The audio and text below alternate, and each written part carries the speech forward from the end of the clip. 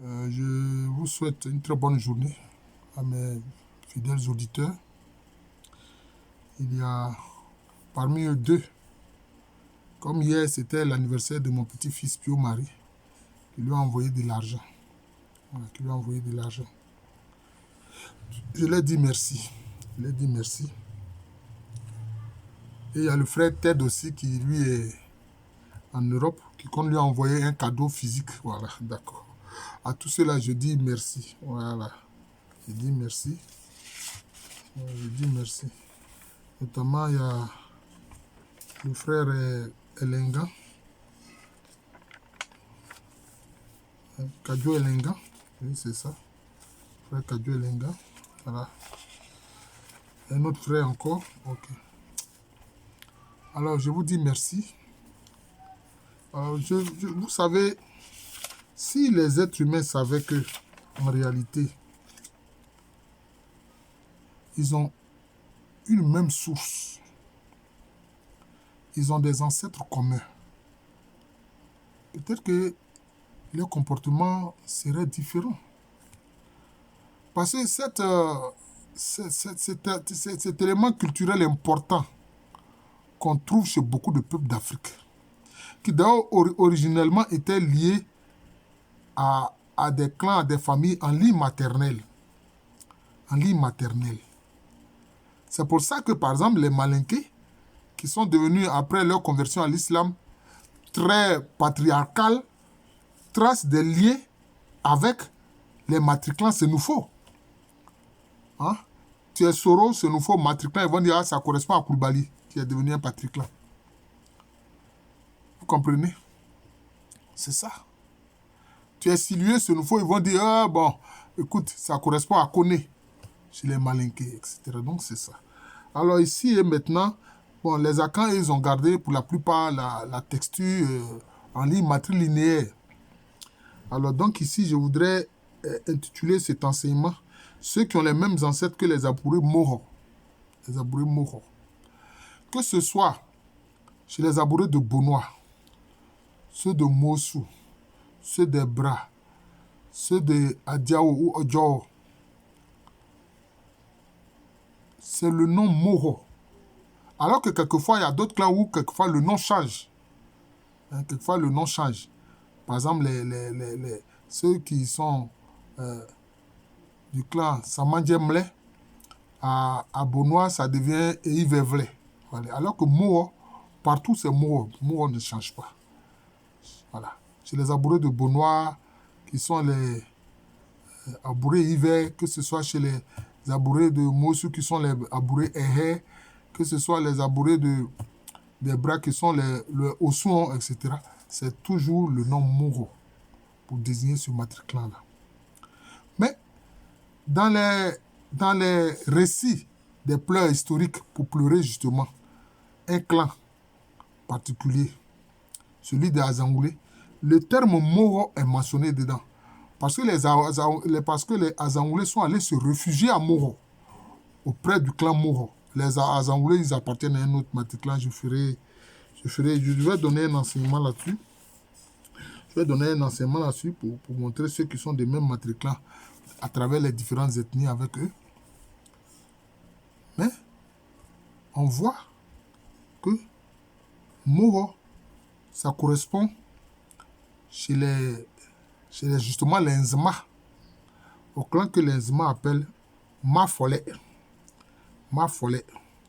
On dit que c'est des gens qui ont pour symbole l'or, ils aiment l'or, ils aiment tout ce qui est lié aux finances.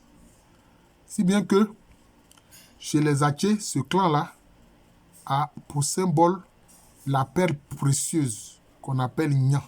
La perle précieuse qu'on appelle Nyan. Si bien que chez les Atché, ce clan est appelé Nyan. D'ailleurs, chez certains groupes locuteurs du Cui, hein, comme chez les Adansé, etc., ce matriclan est appelé Ekwana Ahwene. Ahwene, c'est la perle. Mais c'est la perle précieuse qui aussi, chez les Akans anciennement, servait de monnaie, de moyen de paiement. Bon, chez les Nzema, les Mafolé, qu'on appelle aussi Asamangema, c'est l'or. L'or aussi était un moyen de paiement, notamment la poudre d'or. C'était un moyen de paiement. Voilà. Donc, tout, vous voyez. D'ailleurs, chez les Wassa, Féacé, ce clan-là, qui est le clan royal, est appelé Asamankoma. Asamankoma. Vous voyez. Donc, cela veut dire que tous ces groupes-là, selon les groupes ethniques, mais ils ont les mêmes ancêtres que les Abouré Moro. Chez les Betibé ou Ewotile, ce matricule est appelé Boakourou. Boakourou. Vous voyez, Boakourou. D'ailleurs, les Ekwana Ahune, c'est eux qui exercent la royauté à Fomena, notamment en Adansé. Vous voyez, en Adansé. D'ailleurs, ce même clan, j'ai dit que chez les Jima, tantôt il est appelé Mafole, tantôt il est appelé Asamangema. Mais chez les Agnis, Sanvi aussi, il est appelé Asamangoma. Voilà, Asamangoma. L'un de leurs ancêtres importants, il était à Sakoutoua, un quartier de Krendiabou. Et puis après, avec des groupes de ce clan, ils ont créé Eboué, le village de Eboué qui est encore là. D'ailleurs, le quartier à Sakoutoua est encore dans Krendiabou. Ils ont créé Eboué. Puis maintenant, Malang Broufi, il allait créer Mafere. Voilà. Mais le pouvoir exercé là-bas par les Adaroune. Mais en fait, c'est Malang Broufi qui est du clan Asamangoma. C'est lui qui a créé Mafere. Ça, il faut qu'on se dise la vérité sur la question.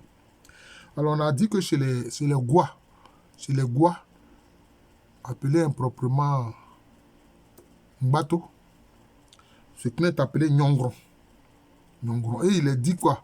Que c'est des gens qui aiment les affaires. Ils aiment l'argent. Ils aiment ce qui est lié au numéraire. Voilà. Au moyen de paiement. Voilà. Mais chez les Abouré, pardon, chez les Betibé, de Beti Monon, c'est-à-dire de Vitré, le clan est appelé Okroupoué. Okroupoué. Okroupoué. Voilà, Okroupoué. C'est cela. C'est ça. Alors, mais en Ashanti même, ce clan est appelé Bretou. Parce que l'un de ses anciens noms, qui a été conservé notamment dans le royaume du Kwaou, c'est Tena. C'est Tena. Parce que l'une de leurs aïeules très anciennes s'appelait Té. Donc, Tena, c'est-à-dire la famille de Té, de l'aïeul Té. Mais comme ces Tena-là avaient eu des mésententes avec le Oyoko, fondateur de la Confédération Ashanti, pour les intégrer justement à la Confédération Ashanti, la OCI Tutu a demandé à ce qu'ils changent de nom. C'est comme ça que dans Ashanti même, ce clan est appelé Bretou. Voilà, ce clan est appelé Bretou.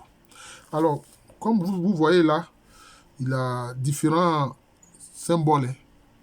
Différents symboles. Chez les Nzema, c'est l'or. Chez les Aké, c'est la perle précieuse. Chez les Adansé, c'est la chaîne précieuse de Kwana Hene. Chez les Ashanti, Bretou, bon, ou aussi même chez les Wassa Féacé, où c'est la famille royale à Samankoma, leur symbole c'est quoi? C'est le buffle. C'est le buffle, c'est la biche royale. C'est le buffle, la biche royale. Donc vous voyez que chaque fois ça change. Voilà, ça change selon les ethnies. Mais en fait, c'est ce même clan-là qu'on voit qui s'est intégré à différents groupes ethniques. Voilà. Ces mots-là se sont intégrés au peuple abouré. C'est devenu Mafole, Asamangema chez les Nzema. C'est devenu Yongron chez les Gwa. C'est devenu Okroupoué chez les Betibé de Beti Monon ou Vitré. C'est devenu Boakourou chez les Betibé de la région d'Adiaké. Voilà. C'est devenu Asamankoma chez les Wassa Féacé. C'est devenu Bretou chez les Ashanti. Hein? Voilà. C'est devenu Asamangoma chez les Agnis, notamment les Agnis sans vie. Voilà. Donc c'est ça. Et puis c'est devenu Nya chez les Aki. Donc vous voyez. C'est-à-dire que ce même clan-là, cette même famille-là, qui à l'origine était, je peux dire, un clan, un noyau, à partir du lignage maternel, s'est intégré en réalité à différentes ethnies. Ça s'est intégré à différentes ethnies. Donc, si tu es un Ashanti Bretou, que tu rencontres un Kwaou Tena, tu sais que vous avez les mêmes ancêtres. Si tu rencontres un Aké Nya, qui est de clan Nya, tu sais que vous avez les mêmes ancêtres. Si tu rencontres un Nzema, Mafole, ou bien Asamangema, vous avez les mêmes ancêtres. Tu rencontres un Agni du clan Asamankoma, vous avez les mêmes ancêtres. Vous voyez? C'est cela en fait. Tu rencontres un Gwa Nyongron, vous avez les mêmes ancêtres. Voilà, c'est ça. C'est ça. Et ça, si les gens ne connaissent pas l'importance de ces choses-là, quelquefois ils font des palabres totalement idiots.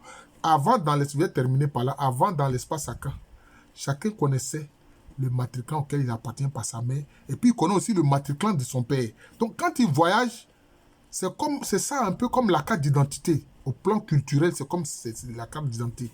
Si il est Nyongron, hein, ou bien Nyongron chez les Gwa, Nya chez les Aké, s'il va en Ashanti, qui dit que, ah, justement, moi, mon clan, là, c'est la perle, qui est notre symbole, les gens vont dire, voilà, va chez les Gwana, ce sont tes parents. Et puis, ils vont le recevoir, ils vont veiller sur lui, le protéger, parce qu'ils considèrent que c'est leur frère, ils ont les mêmes ancêtres, ils ont les mêmes ancêtres. C'est ça qu'il faut comprendre. Voilà.